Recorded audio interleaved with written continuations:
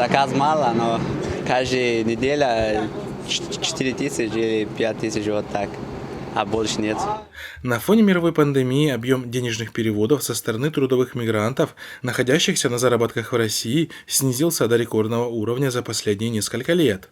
У платежной системы Unistream объем переводов из России снизился на 35% по сравнению с тем же периодом прошлого года. Этот показатель соответствует общей динамике рынка, сообщил РБК представитель системы. В «Золотой короне» в марте объемы переводов снизились на 30%, в апреле прогнозируется падение на 50%, пишет РБК со ссылкой на собственный источник. В «Золотой короне» подтвердили снижение трафика.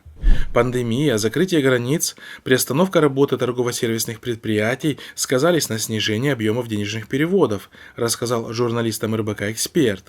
По его словам, этот период является началом трудового сезона для мигрантов. Именно в этот период многие возвращаются из дома на заработки. Пандемия серьезно скорректирует эту ситуацию, и снижение объемов будет обусловлено этой ситуацией, сказал он. کار قبول کنند من دیوانه شدم اینجا اومده خودم در مردی که بازی سیاه میکنم برای که معلومات روی ЖД. По мнению наблюдателей, данное явление может обострить и так тяжелую социально-экономическую ситуацию в странах Центральной Азии, и по этой причине ожидается ослабление положения действующих в регионе коррумпированных режимов.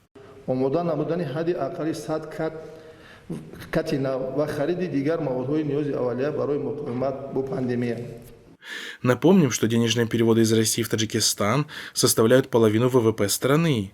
Согласно данным Всемирного банка, Таджикистан по этому показателю находится на первом месте в мире, а на втором находится Кыргызстан с 32% от ВВП. Экономическая деятельность замедлилась в связи с тем, что закрытие границ произошло. Это уже свершившийся факт. Деловая активность падает. Денежные переводы по январю месяцу 2020 года на 14% тоже снизились.